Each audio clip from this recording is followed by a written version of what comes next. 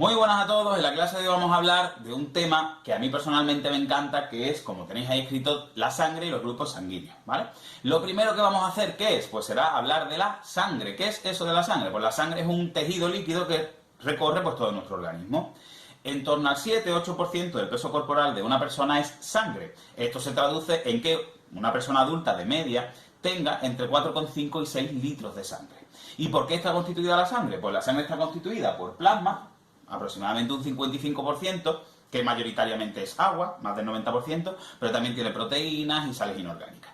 Y también tiene un 45% de elementos formes, que se llama, que son partículas sólidas que se encuentran disueltos en el plasma.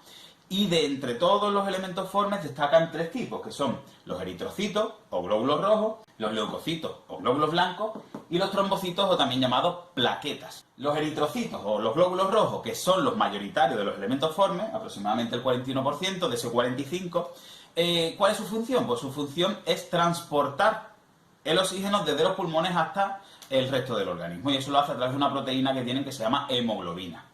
Los leucocitos, ¿para qué sirven? Pues sirven para defendernos frente a determinados microorganismos, frente a agresiones externas de microorganismos, como pueden ser virus o bacterias. Es decir, forman parte de nuestro sistema inmunitario.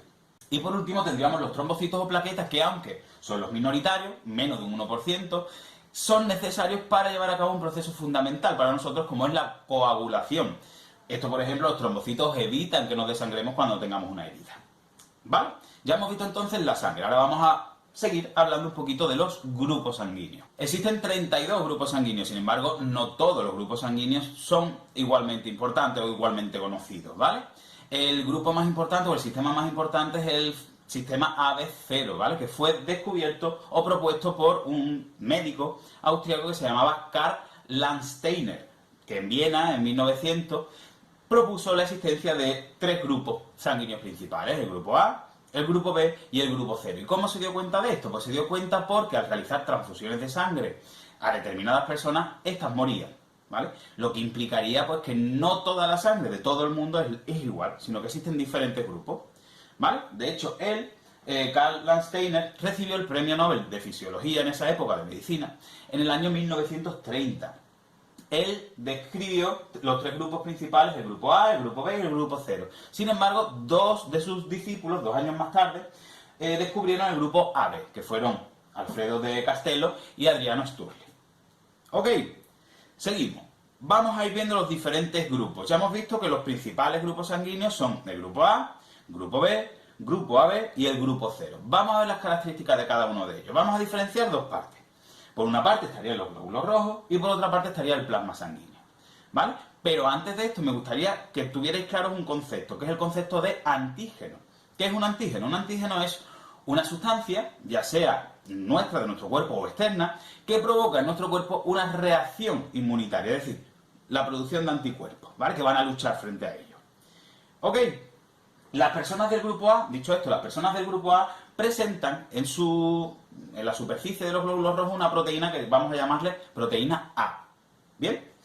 Esta proteína A va a generar o va a provocar o va a inducir una respuesta inmunitaria. ¿En qué se traduce? Pues en la producción de anticuerpos. Anticuerpos anti-B. Obviamente no puede ser anti-A porque es la proteína que tiene. Las personas del grupo B, en la superficie de los glóbulos rojos, tienen una proteína que es la proteína B. Y su plasma sanguíneo, o en su plasma sanguíneo, están presentes anticuerpos que reaccionan frente a la proteína A, la otra, obviamente la suya no, que vamos a llamarle anticuerpos anti-A. Las personas del grupo AB, en la superficie de los glóbulos rojos, tienen las dos proteínas, tienen la proteína A y la proteína B. Obviamente, si tienen las dos proteínas, no va a tener ningún tipo de anticuerpos, porque sería como tirarse piedra sobre su propio tejado, no tiene ningún sentido. Por tanto, no contienen ni anticuerpos anti-A ni anticuerpos anti-B. Y las personas del grupo 0 tienen un detallito muy importante, y es que no tienen proteínas en sus glóbulos rojos, ni A ni B. Pero el plasma sanguíneo sí contiene anticuerpos, y contiene anticuerpos de los dos tipos, anti-A y anti-B. ¿Y esto qué es lo que va a implicar? Pues esto implica algo muy importante. Aquí tenéis, vamos a hablar un poquito de las donaciones, que es algo fundamental, necesario. Fijaros, una persona del grupo A, vamos a ponerla así, los receptores, las personas del grupo A pueden recibir del grupo A, pues obviamente sí, no hay ningún tipo de problema, porque son el mismo grupo. Sin embargo, una persona del grupo A puede recibir del grupo B, No. ¿Por qué? Porque las personas del grupo A en el plasma sanguíneo tenían anticuerpos anti-B. Por tanto, van a luchar frente a las proteínas del grupo B. No puede ser. ¿Y del grupo AB? Pues tampoco. ¿Por qué? Porque también tienen la proteína B. Recuerdo que las personas del grupo AB en la superficie de sus glóbulos rojos tenían proteínas A y B. ¿Bien? Y los del grupo A tenían anticuerpos anti-B. Por tanto, tampoco van a poder recibirlo. ¿Y del grupo 0 van a poder recibirlo? Sí. ¿Por qué? Porque las del grupo 0 no tenían ningún tipo de proteína en la superficie. Ni A ni B. Por tanto, perfecto. En la superficie me refiero de los glóbulos rojos.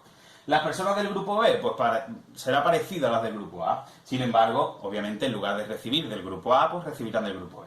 ¿Pueden recibir una persona del grupo B del grupo A? No. ¿Por qué? Porque las personas del grupo B tienen anticuerpos anti-A, que van a luchar frente a este tipo de sangre. La recibirán como algo extraño. ¿Del grupo B pueden recibir? Sí. ¿Del grupo AB pueden recibir? No, por el mismo motivo, porque las personas del grupo AB tienen proteínas A y B. Por tanto, como los del grupo B tienen anticuerpos anti-A, lucharán contra ellos. ¿Y del grupo 0? Pues sí, porque no tienen proteínas en la superficie de los glóbulos rojos. Las personas del grupo AB, estos son los mejores de todos, estos son los receptores universales que se llaman. Esto es una maravilla, ¿por qué? Porque como no tienen anticuerpos ni anti-A ni anti-B, pueden recibir sangre de todos. Sin embargo, los del grupo 0, que son los donadores universales, o los donantes universales, tienen el problemilla de que no pueden recibir de nadie, solo de su mismo grupo. ¿Por qué? Porque esta gente no tienen proteínas en los glóbulos rojos, ni A ni B, pero sí tienen anticuerpos anti-A y anti-B, es decir, van a luchar frente al grupo A, frente al grupo B y frente al grupo AB. Resumiendo, el grupo AB serán los receptores universales y los donantes universales serán los del grupo 0. Bueno, ¿y qué es lo que puede ocurrir? Seguro que os estáis preguntando que qué es lo que puede ocurrir si una persona del grupo A recibe sangre de otro grupo, que no sea del grupo A, que sea incompatible, por ejemplo, del grupo B. Pues aquí sí tenemos un problema. ¿Por qué? Porque si tenemos sangre del grupo A y existen anticuerpos anti-A, aquí va a haber un problemilla, y es que existe la incompatibilidad de la sangre. ¿Y esto qué ocurre? ¿O esto qué es lo que produce? Pues esto produce que la sangre se aglutine, que se llama. ¿Eso qué significa? Sería como una especie, para que lo entendáis, como si la leche se cortara. ¿Y qué es lo que puede llevar incluso este proceso, esta aglutinación de la sangre, de los glóbulos rojos? Pues puede llegar incluso a la muerte. Por eso es tan importante, de suma importancia, la donación de sangre.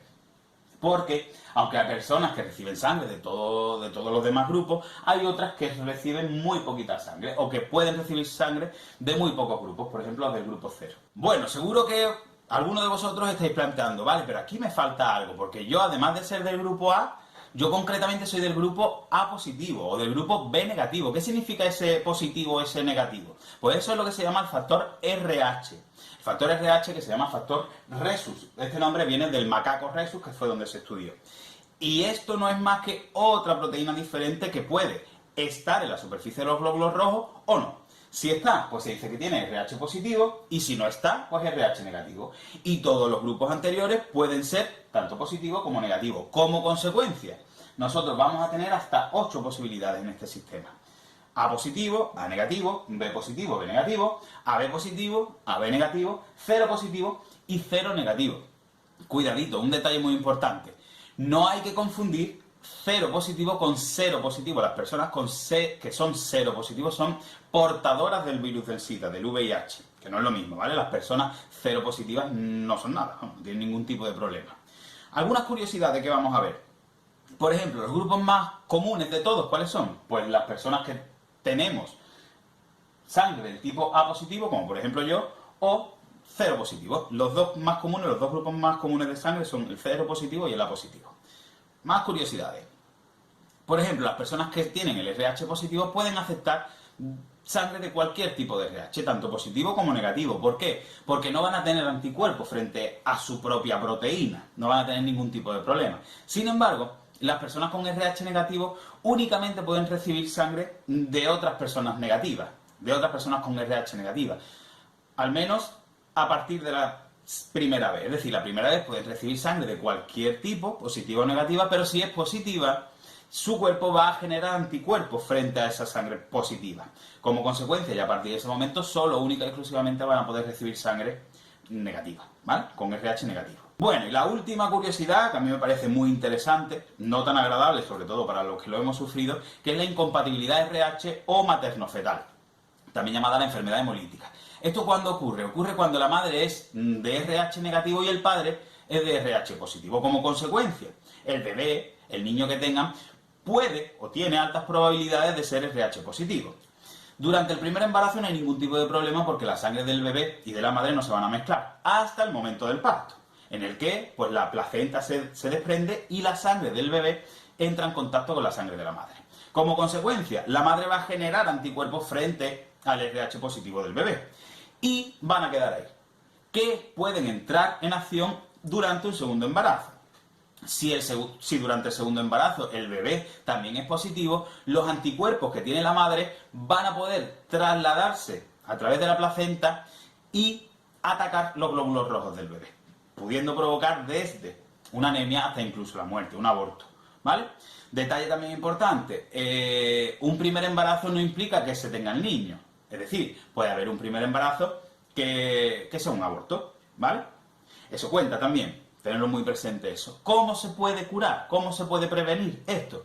Pues se hace a través de lo que se llama una vacuna, que es la inyección de inmunoglobulina anti-D, que lo que hace es que impide la acción de los anticuerpos de la madre. ¿Para qué? Pues así se pueda llevar el embarazo a buen puerto. Bueno, pues nada más, espero que lo hayáis entendido. Todas las dudas que tengáis, no dudéis en poneros en contacto conmigo, ya sea a través de los comentarios del vídeo o a través de mi correo electrónico, que podéis encontrar en mi blog, fran_sb_@hotmail.com. Os dejo el blog justamente abajo en los comentarios para que podáis acceder sin ningún tipo de problema. Un saludo, mucho ánimo y no olvidéis suscribiros.